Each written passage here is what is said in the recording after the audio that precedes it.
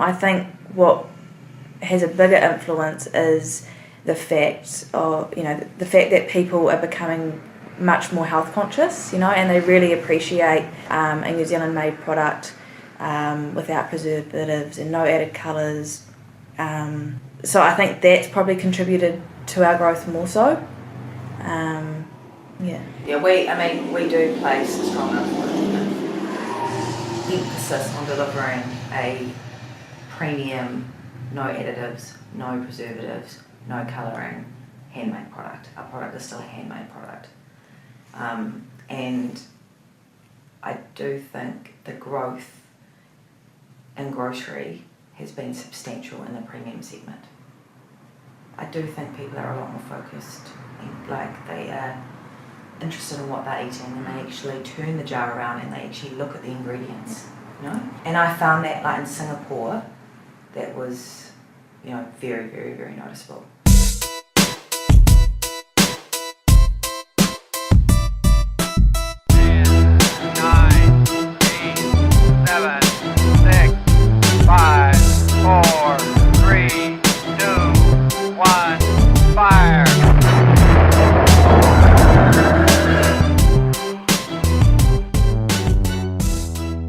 This is the Ryan Marketing Show, and you're listening to episode 88 of 100.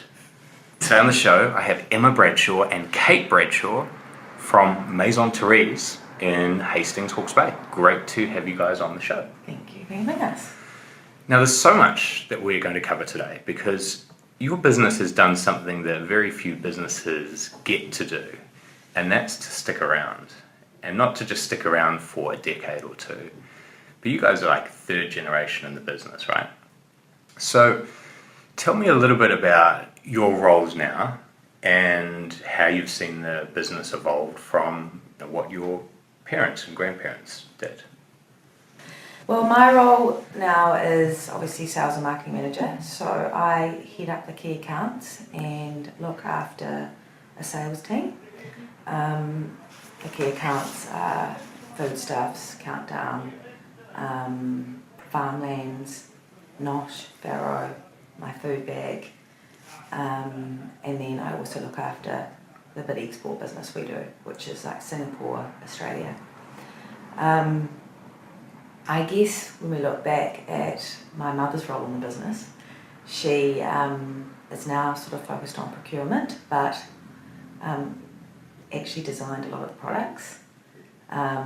Maison Therese only actually started with pickled onions and gherkins, and so since Mum has been involved, there has probably been, maybe another 10 or 15 products added to the mix. And so that was sort of what she started doing, was developing recipes, and then she obviously left the business and had sort of 12 or 13 years off having babies. So she's now back and with us girls, and focusing on procurement and always looking at new ideas to bring new products to the mix. We're always looking at introducing something different. And so that's it for me. Okay. So I've just sort of had a recent change in role. I was looking after all the accounts, administration and payroll side of things. And although I continue to do a bit of that, I've sort of implemented some systematic changes that has allowed me to have more time to be able to focus on a food service role. So food service sales, mainly targeting cafes, restaurants and franchises. So we sell our products not only in retail in the smaller jar, but also in bulk. So basically just looking for new opportunities and trying to extend the ranges that we already sell to existing customers. So there's heaps of potential for growth there, and it's really exciting. So those are two really different areas, right? Because food service, you've got the plus side of you get to taste the product and you get to be endorsed by chefs or cafes that maybe have a real name. So by them having your product on the menu, that comes with its own gravitas and can help then feed the supermarket sales. Yep. But then I guess on the other side, supermarkets give you volume. Yep. How do you get the balance right between how much time you spend in food service versus the supermarkets and the boutique food stores? I think with the likes of the supermarkets, there tends to be a bit of natural momentum there. So once you've actually sold in and people are purchasing your product, it kind of just ticks away. But with food service, it can take a lot longer. It's really hard to even get in touch with the right person. So it takes numerous emails, numerous phone calls to actually get to the right person within an organisation to actually then start talking business. Yeah. And of the Maison Therese range, what's the one that really suits the food service side of things, Kate? Sliced gherkins are definitely our biggest product in food service, and tomato relish. But we're definitely focusing on trying to increase our sales and the relishes more so than the pickles at the moment. Yeah. Now, Emma, you're more on the sales and marketing side of things. I've done some research, and from where you were heading maybe a year ago, there's this big growth in the export side of things. What are you doing in that type of area to get Maison Therese known outside of New Zealand? We have done a few food shows in sort of different areas of the world. So we've done a few in Australia, we've done a few in Singapore, Malaysia, and we're still focusing on export, but we've had really, really substantial growth in the domestic market. And so we are sort of, I guess, focusing on both at the moment, but with export, it's the time involved, it's the flying, it's the long flights, they're sort of at least 2-week trips, and so you sometimes find yourself spreading yourself a little bit thin. And Australia is a really hard market to actually crack, and it does require a significant amount of time and capital, and it is definitely on our list of goals, but it won't be in sort of the next 6 months. I think it's going to be more of a focus for next year. However, we do already have presence there, but we would love to grow that. But just with what we've got going on in New Zealand is enough at the moment. Now, some people I've had on the show say, just skip Australia, and the complexities there. Yeah. It's not as easy just to scale New Zealand to Australia. You might as well go to Europe or go to America. What's your take on that? Yeah, Australia is a hard market. Like Singapore's been a great market for us, and we do very well there. We're actually just about to launch into Hong Kong. Wow. So that will be really exciting. So that will be happening this year. But I'm not currently going out hunting export business. So the export business that comes to us, that's sort of what we're dealing with at the moment. But I'm actually focusing my time on the New Zealand market because we still have quite a bit of growth here, I believe. Either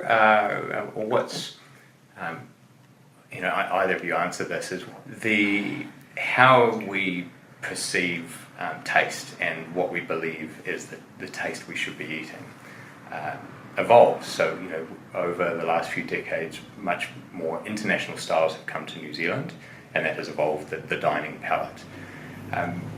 Where does the relishes and pickles and chutneys fit into that in New Zealand? Does that play to your strengths, or is that something that doesn't really kind of play into it at all? I'm not sure if that really plays into it, I don't know if that has a huge influence. I think what has a bigger influence is the fact that people are becoming much more health conscious, and they really appreciate a New Zealand made product without preservatives and no added colours. So I think that's probably contributed to our growth more so. Yeah. Yeah, we do place a strong emphasis on delivering a premium, no additives, no preservatives, no colouring, handmade product. Our product is still a handmade product. And I do think the growth in grocery has been substantial in the premium segment. I do think people are a lot more focused and they are interested in what they're eating, and they actually turn the jar around and they actually look at the ingredients, And I found that in Singapore, that was, very, very, very noticeable. And I probably noticed it there before I noticed it here. They thought beetroot relish was just gold because it's a superfood. Yeah. It's like honey. I think we almost undervalue some of the things we have here because we're surrounded by great food. But I know even in the US, there now some of the branding is to put the things that are usually on the back that you turn the jar around for, put those onto the front, because that's the differentiator from the big production of processed foods that enables you to get that premium margin. So that's interesting. So you found that there's the consumer behaviour is more around not the taste, but more around a flight to quality and a flight to foods that are good for you. Definitely. Does have to taste good still. So let's talk about the products then. What are your favourite products, Emma? Okay. My favourite product, hands down, is definitely has to be piccalilli. Yeah, that's definitely a family favourite, and that's we were brought up with wholesome sandwiches with homemade mayonnaise and piccalilli and smoked meats, and that's just how we ate. So it's definitely my favourite. So that's your Dutch background coming out there. And mine's just the good old tomato relish. So I love tomato relish and cheese toasties and have it with fish and Nice. Yeah. Mine's probably the balsamic onion. Relish? Yeah. Yeah. I like that one just with like a big hunky wedge of cheese, and that's it. That is our number 2 selling product. Good, I'm on trend. Do you get to tweak the recipes, or are the recipes like the secret recipes that are handed down that do not ever change? Like, is it more like craft beer or winemaking where there's an art to it that you get to evolve it every year, or is it stock standard, keep it to the recipe? No, I think we definitely do keep things to the recipe. It's kind of, why change what's sort of working? But when looking at developing a new product, we definitely all have a lot of input into that. So Mum's definitely the sort of head chef when it comes to developing a new product, but we're always bouncing ideas off each other, and there's definitely, we have sort of a tasting room where everyone will try the product and give their feedback. So yeah. Even when Mum and Dad are like travelling, even if they're in New York or if they're in Istanbul, like wherever they are, they're always looking for different products and ideas. Interesting. So look for different tastes and ingredients and so on. So then does your team here then get to taste what's coming up? Yeah, definitely. And that then informs what then gives you the market feedback. So it's one thing getting your internal team and family to go, this is a great product. Is that something then, Kate, that you go and take out on the road and say, hey, what would this go with? No, we haven't done much of that. But in saying that, I mean, locally, we are quite well connected with chefs and I don't know, so-called foodies. So getting their feedback is valuable to us too. So just sort of within house and then within the people we already know, we do that, yeah. Okay. What's another question I want to ask is, I guess, around the marketing side. So most brands and products would kill for the number of Facebook likes you've managed to garner. Like, it's a really big number for for a pickle and relish company. How did you do that? Like, it's a really good number. What's the secret? Got nearly 8,000 and something fans of pickle relish from Maison Therese.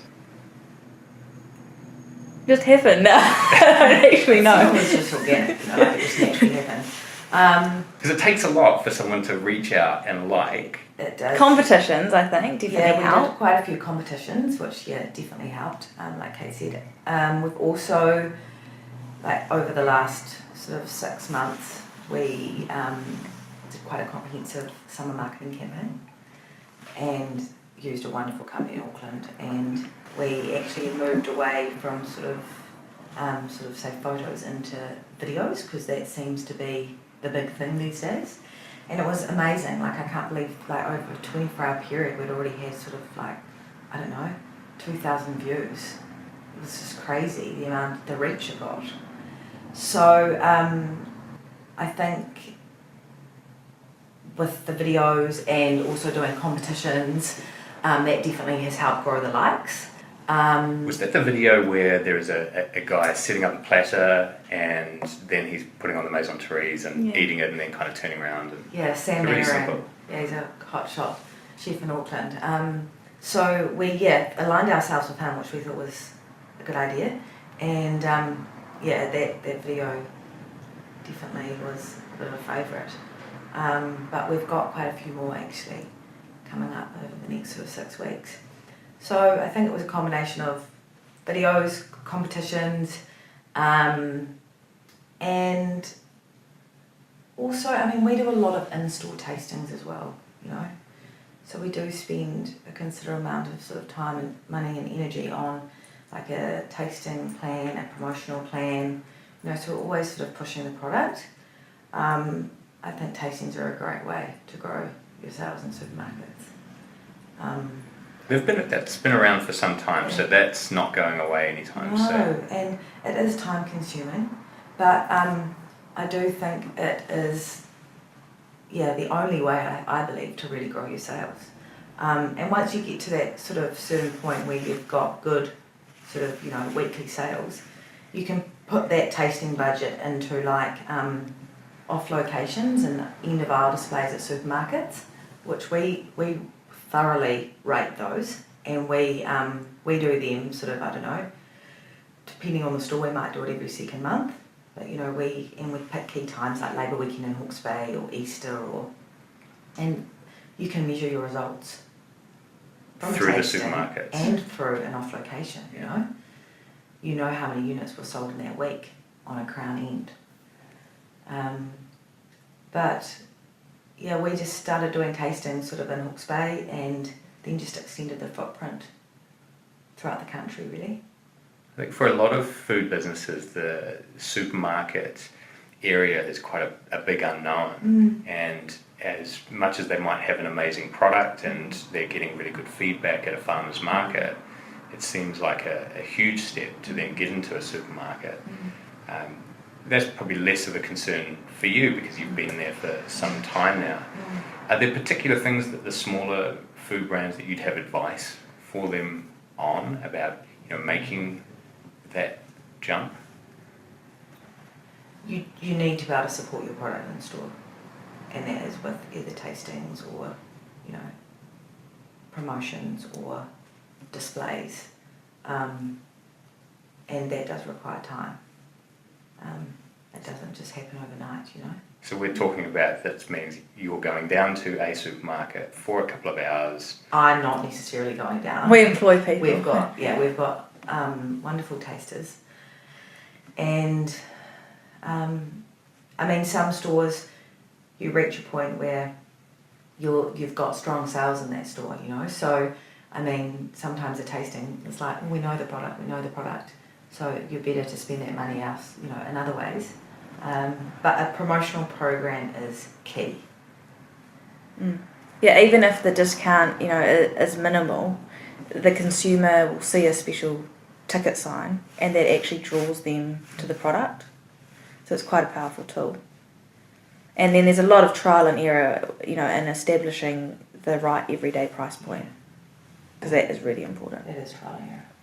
Which then leads to another area of marketing, and we all see it time and time again where the chocolate bar just gets a couple of centimetres shorter or lighter, or they change the recipe and they say it's for various reasons, but you look back into the multinational and there's a cost-cutting regime going on. You've managed to avoid that for a long time. It must have been tempting at some point just to put one less gherkin in or to make the jar a little bit smaller. What are the driving values of the business where that never becomes an option? I mean, When did we do a rebrand? We did a rebrand in 2008, so it actually was before even my time in this business, Yeah. so well before Kate's time. So our parents did a rebrand in 2008, and that was they sort of got to a point where they reevaluated the business, and we took a bit of a change in direction and decided that, okay, hey, we actually want to be a reasonably dominant supermarket business here. That's where we want our main market to be. So therefore, to do that, they still wanted. It was very important that the product remained premium. So we still wanted it to look premium, but we changed the jar size into a smaller jar, which then obviously allowed us to bring that everyday price point down, which worked in favour for the supermarkets. And then further to that, the jar was actually suitable so that on the shelf, we could actually stack it in a way that you can get more units on the shelf. Right. Because that's actually a big part of the supermarket game too, is getting shelf space and getting it at eye level. It's all very strategic. So that's kind of, but at the moment, I mean, we definitely won't be changing anything like that anytime soon because it's working for us. And that rebrand opened doors for export as well because it looked so great. So it wasn't like a supermarket jar where you thought, this is great for supermarkets, but we'd need to have another jar and another brand for export or for our gourmet food stores, where this jar's been suitable for all our markets. And the label, it ticked a lot of boxes, yeah. I remember that change happening and I remember thinking, this is great because now it comes in the jar that you can actually serve it with. And that by the time you'd finished, there wasn't lots of crumbs and things from previous meals in the big jars or... No, that's right. We found in the previous jar that was taller, you couldn't actually really get to the bottom of it and scoop it out. So the consumer, that would irritate the consumer because they weren't getting full value, there'd be wastage left that they couldn't reach.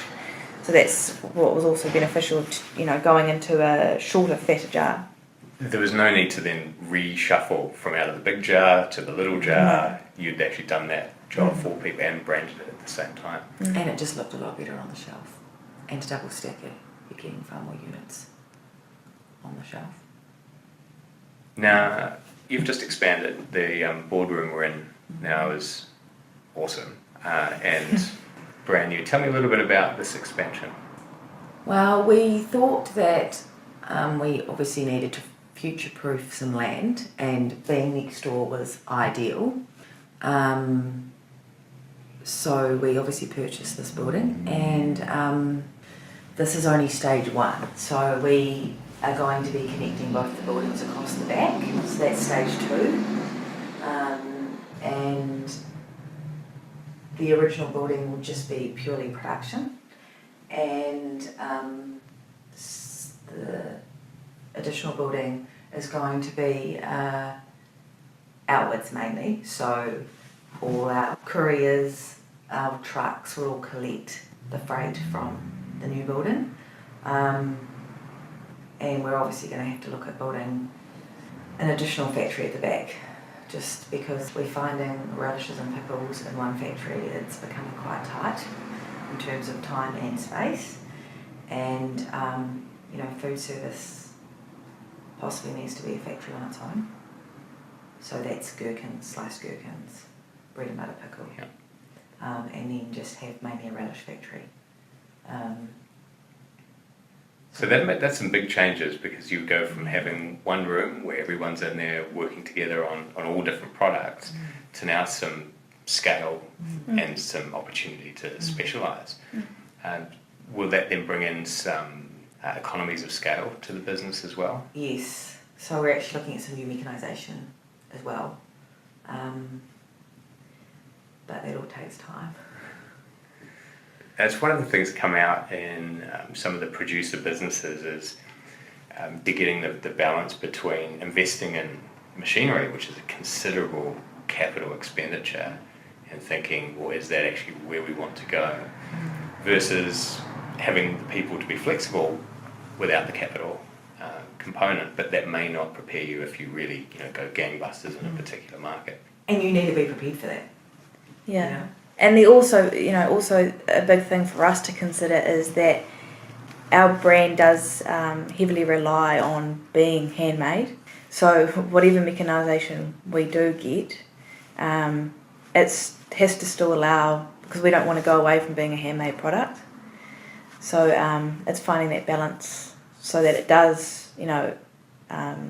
make us more productive, but doesn't take us away from, to take the integrity away from the product. And that's a tough one with branding. I know with Apple, they say it's designed in California, made in China. And that's their way around it. Or you have shirt manufacturers saying made in Europe, where it's actually made in Romania, which is technically part of Europe. Yeah. So that'll be an interesting space to watch. It will be interesting. Big challenge, but it's exciting. Now, you being third generation in the business, what does your grandmother think of all of this? Think of you being part of the business and what you're doing to bring it forward? I think she's very excited. She's getting on now, so she's sort of mid-80s. She does make a frequent appearance down here. Has it always been here? Has Maison Therese always been on? So it actually started off in Therese, Maison Therese, in Therese's home when our mother was a little girl, and then in the early 70s there were new health regulations that came into play, and that threatened the business being forced to be shut down because it was running from home. So then they moved to Frimley. So we had a premises in Frimley, and then I think in 1984 we moved to Stony Cross Street, where we are now. And so she comes in on a regular basis and sees what you're up to and what's happening. Here's a cup of tea. Yeah. Do you get any pieces of advice, or does she kind of leave you to it? No, she leaves us to it. She doesn't come in and sort of say, I think you should be doing this. I think she's well past that, really.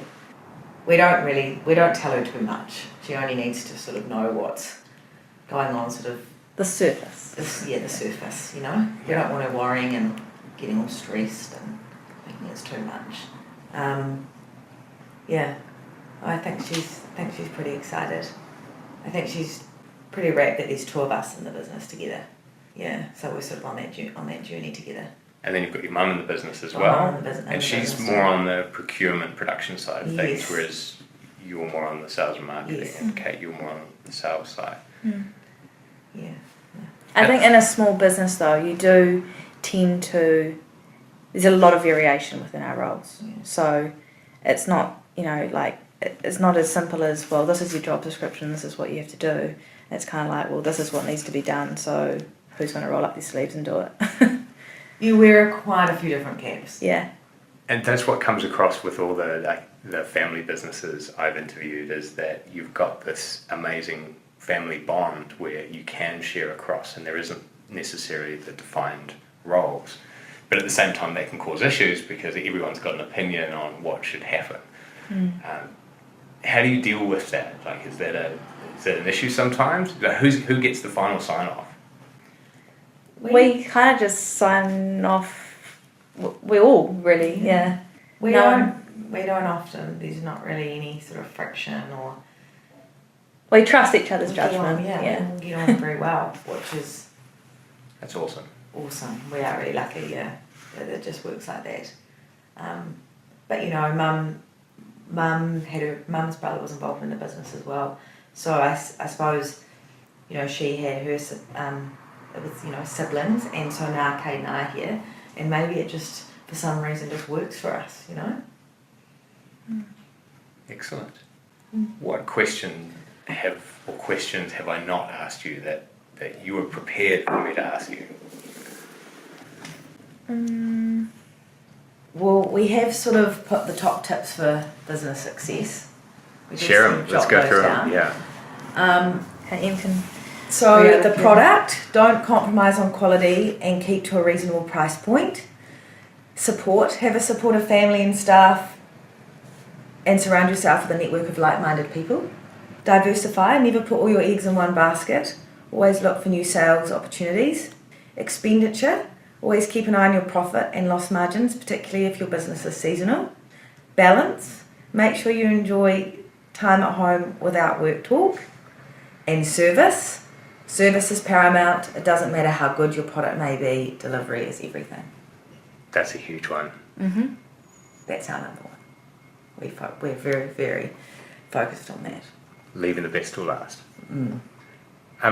It's been amazing chatting to both of you and hearing about your Maison Therese story and how fantastic it is for you to be carrying it on through the next generation and to be exploring things that never could have been imagined back in 1965 when your grandmother started the business. I wish you every success, and it'd be fascinating to hear back both on the export markets and on what you're planning here with phase 2 of growing the business and the production side of things.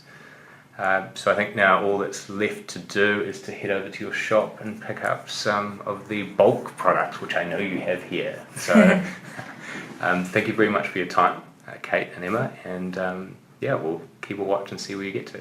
Thank you, Cheers. Ryan. Thanks, Ryan. You're welcome. If you like this episode, remember to subscribe for free on iTunes. Simply search for The Ryan Marketing Show in the iTunes store.